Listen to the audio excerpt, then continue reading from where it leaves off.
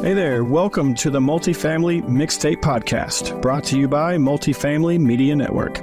I'm your host, Mark Sharp. Multifamily Mixtape is an eclectic podcast as we will discuss any and all things multifamily, from maintenance how-to videos to interviews with industry experts.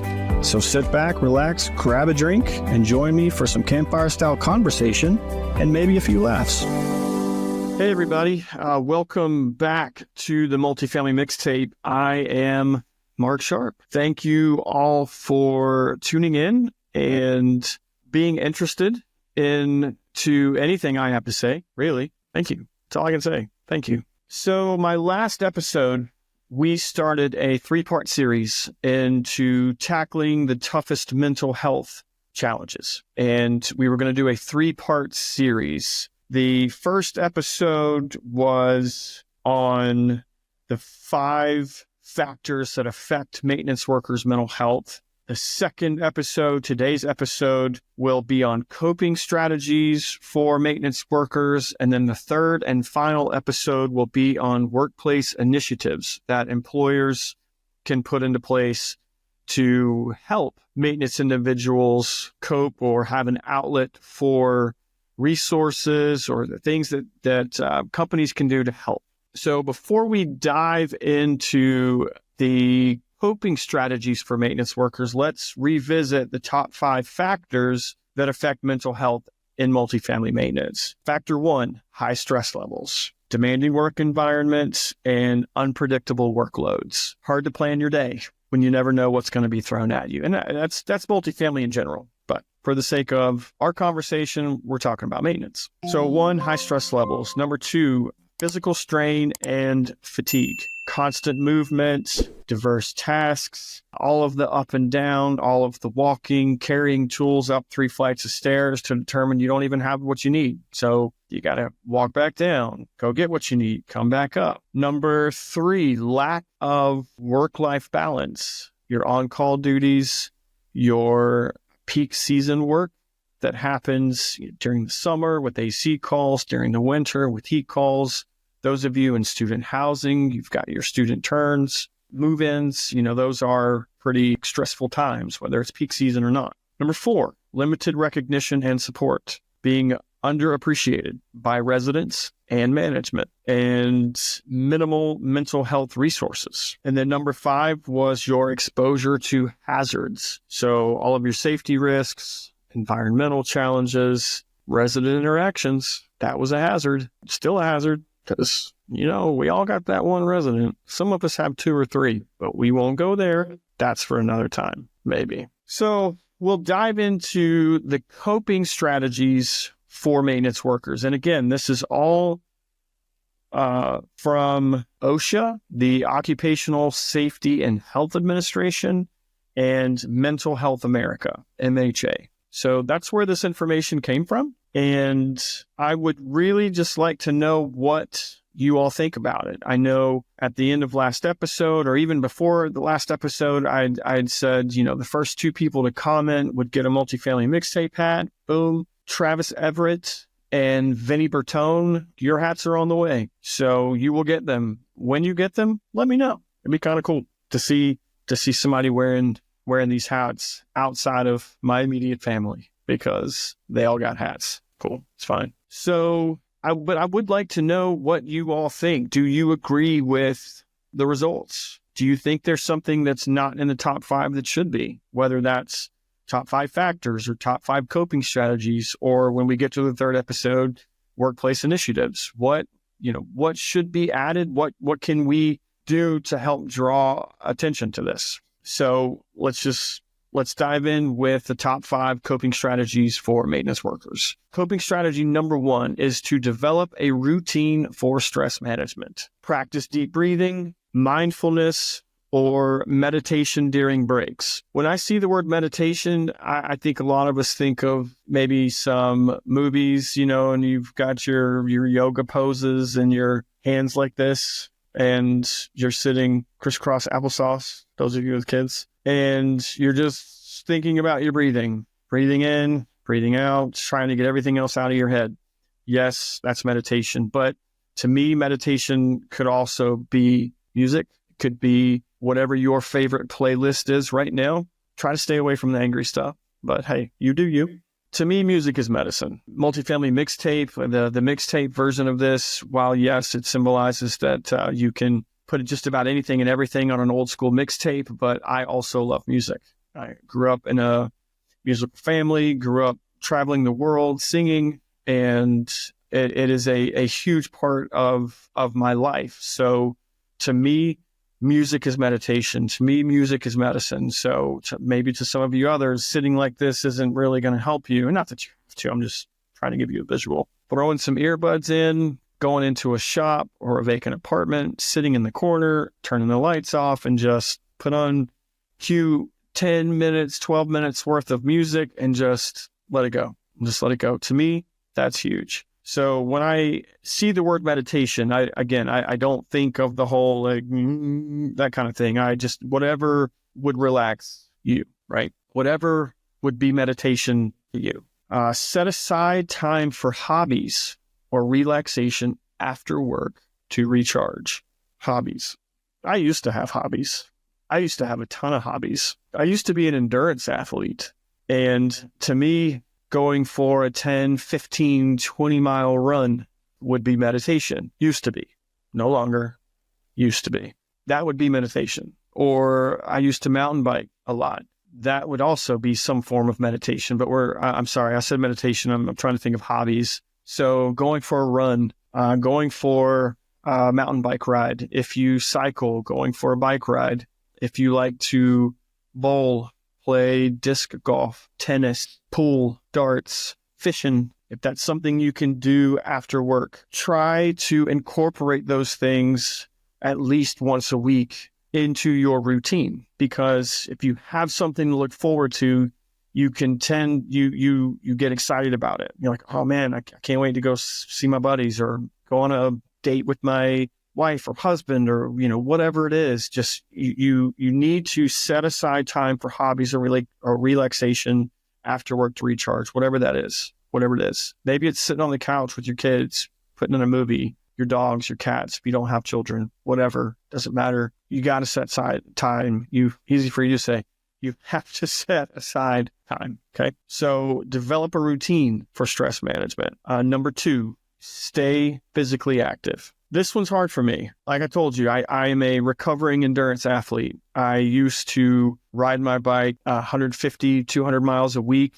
I would run 50 to 60 miles a week. I would swim 5+ miles a week because I did triathlon and it was swim, bike, run. So, but now that I don't do those things anymore, it's hard for me personally to stay physically active. But I do still go on walks and I like to bowl. I don't know how physically active that would be, but it's fun. It's fun. Sometimes you can work up a sweat. I don't think I've ever worked up a sweat bowling unless it's just been really hot. Yeah, but anyway, it's not about me, about you. So stay physically active. Regular exercise, even light activities like walking, help manage stress and improve sleep. As far as the physically active part, I think that last word, improve sleep, I think that is the most important part of staying physically active. If you start your day off with something active, you can get your dopamines, your endorphins, and it'll help carry you through a good portion of your day. You feel good. You feel charged, ready to go.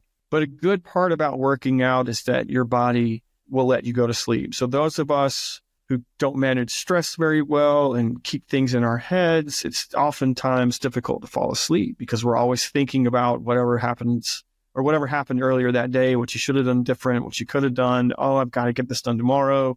But if your body's tired, it will let you sleep. So I think that one of the best parts about staying physically active is that you'll be able to have better sleep. I am fortunate enough that I have a Garmin watch, and this thing tracks sleeps. It tracks activities during the day. And back when I used to work out all the time, it would tell me when it was time to go to bed. It would say, your body is coming down. This is the optimum time for sleep. And it may not have ever been when I wanted to go to sleep. I wanted to stay up until 10:30 or 11 because I wanted to finish the show or the football game or whatever. But at 9:15, the watch is like, bing, bing, bing, bing, go to bed, go to bed, go to bed, because this is the time you will get the best sleep. And you just go to bed. You just do it. You listen to your body and had some great sleep. Now, I also would wake up at the optimum time, which might be 4:30, 5 o'clock in the morning, and you want to sleep until 6 or 6:30. And sometimes you can't do that, but you often can get a lot of work done in the morning when there are no distractions. So just think about that. There are devices out there, your phones, everyone's cell phones now, you can download. There's a really good app called Sleep Cycle. It's on Apple. I don't know anything about Android. I don't care to know anything about Android, but I know that Sleep Cycle is available on Apple, on iOS, and it's a phenomenal app. So if you don't have a watch or anything that tracks sleep, Sleep Cycle is a fantastic app that you can use that will give you that type of data. So if you nerd out on stuff like that, check that one out. No, they're not sponsoring me. I get nothing for that. Just giving you my opinion. All right. Regular exercise. Second, as far as staying physically active, and this is a good one, stretching before and after shifts can relieve tension and prevent injury. That is one thing I definitely do in the morning is stretching. I get tech screen. You see me doing this a lot because I remind myself, I'm like, oh, I need to sit up straight. But tech screen, the whole, head going forward, walking around like this with your phone. So turning not long ways like you would lay in your bed, but turning the other way and putting your shoulder blades on the side of the bed and letting your head hang off the end of the bed and then throwing your arms up. Getting all of this stretched out in the morning will help relieve the tension off your neck and your shoulders, because a lot of us carry tension right there, especially, again, tools up and down on your shoulders, backpacks, lugging stuff up and down. Anything you can do to relieve stress and pressure off your traps would be helpful. So definitely stretch before and after work, and that will help you prevent injury and just try to relieve some of that pressure and stress that you carry around naturally. So develop a routine for stress management, stay physically active. Number 3, seek support. This might be the hardest one. I don't like to ask for help. That's just me. I assume that's a lot of men in general. Might make us seem weak, or maybe to the wrong person. It's, oh, well, this person doesn't have it all together because they're coming to me for help. What in the world's up with that person? Again, I can only speak for myself, know nothing about any of you or your individual circumstances, but seeking support might be one of the hardest ones, but it's also probably one of the most important, if not the most important. Dudes tend to hold on to stuff, right? It's something happens, it zings you, and you're like, oh, it's fine, no worries, right? And you go on about your day, oh, it's fine, no worries. And eventually you take on so much that you finally explode. That sort of thing. Seeking support by talking to coworkers, friends, family about your challenges will get all that stuff out so that you don't have that explosion. I've had many of those explosions throughout my life, throughout my maintenance career. Some of the individuals who subscribe to this podcast and who listen to this podcast are ex-coworkers of mine, managers of mine, and they would agree. These explosions happen, but also back then there were, like I think I told you on the last one, there weren't resources out there for mental health. The things that you asked for, you didn't know that that's what it was. You just knew you needed time, and you said you needed time. Nowadays, there are companies who give employees mental health days. You get a couple mental health days a year. That didn't exist 10 years ago, 5 years ago. But talk to your coworkers, talk to your friends. Talk to your family about the challenges. Just sharing, just talking, just getting them out will keep them from festering inside. Talk to your dog. If you're a cat person, talk to your cat. Just talk. Just get the words out. Look into local and online support groups for maintenance or trade workers. If there is not an online support group for maintenance or trade workers, start one. If you're the mindset, I don't have time to manage something like that, let me know. If it's something that you think would be a good thing, I'll start it. I will start a support group for maintenance and trade workers. Anything to help, anything to be a resource to get it out. So let me know what you think about that one. Seeking support. Do you have a hard time asking for help? Think about that one. Number 4, prioritize your work-life balance. This one, especially with some of the points on here, may seem hard or downright impossible because of the nature of our jobs. We have to take on-call. There is no on-call solution. There's not. If you work in multifamily maintenance, somebody is on call. You may not be, but someone is. And if you're a supervisor or any type of, like if you work on a property with 3 or 4 people, maybe you rotate every week, every 2 weeks. But if you're a supervisor or above, you're kind of always on call. And you hope your phone never rings, because if it's getting to you, that means it's really bad. But prioritizing your work-life balance, establishing boundaries for overtime, and on-call availability when possible. If you are a supervisor and you are always on call, talk to your manager and negotiate a weekend that says, hey, I need to not be the emergency backup give me a weekend. Give me 2 nights, 3 nights, whatever it is, that I can just turn my phone off and be with my family, or go camping, or go fishing, or play golf, whatever it is you like to do. Go bowling. Please, if you like to bowl, let me know. I love to bowl. All right. So establishing boundaries for overtime. Again, that might be hard. The on-call stuff might be hard. It might be difficult because we are in a service industry. If an emergency happens, we have to take care of it. But try to figure out a way to get you those 2 or 3 nights of peace. If you have a sister property where somebody who's already on call, and then maybe you return the favor, okay? Many hands make light work, kind of thing. So other people help you, so you help them, and in their time of need, or whatever it is that they're specifically asking for. Give back, right? So again, that may be hard. That may take some time. That may take some type of work to get it figured out, but there's a solution. There is a solution out there. You just might have to get creative about finding it, but there's one out there. And again, on the local online support groups for maintenance or trade workers, if there's a social media platform that you think would be good, you can post anonymously and just mention the problem that you're having, and just get it out. Just get it out. That if it's something like you don't want people to see your name or where you are, or who you work for. You just want to be able to post anonymously and just say whatever it is that you got to say to get it out, just to get it out of here. Just get it out. If that's something that anyone is looking into or would like to have available, I'm happy to facilitate or start the process of getting that going. So let me know. All right. So 1, develop a routine for stress management. 2, stay physically active. 3, seek support. 4, prioritize work-life balance. Number 5, focus on nutrition and sleep. So the staying physically active, I think, would help you improve your sleep, but now it's actually saying focus on your sleep. Nutrition is huge.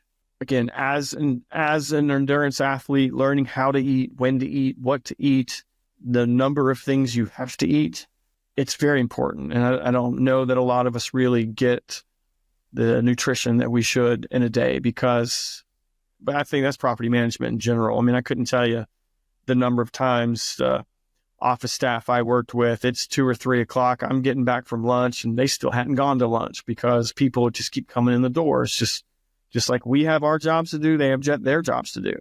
And I think focusing on nutrition is hard in multifamily in general. But that's also where I think that you have to be good and diligent about taking your break. You have to go to lunch. You have to get that recharged time. Go sit down in a room for 15, 20 minutes with the lights off and music on, or take a quick nap in your car. There's nothing wrong with that. But have food, have nutrition, have something rich in protein and good fats to help give you the energy to get through your day. Don't just live off of energy drinks and carbs. That may get you through for a little while, but then you'll crash. You'll crash really hard. We need carbs. I'm a huge fan of carbs. I'm a huge fan of all things sugar, but there's a time and a place. And to do that all day, every day during work, it's not a good thing. It's not helping you at all. So focus on your nutrition and your sleep. Eat balanced meals. Stay hydrated during shifts to maintain your energy level. Again, if you need help with nutrition, let me know. I'd be happy to tell you what you should be eating throughout the day, how much of what you should be eating throughout the day. And then you want to aim for consistent sleep patterns. Even if you work irregular hours, get used to going to bed at the same time. Your body will start becoming accustomed to it. It will start being easier and easier to fall asleep.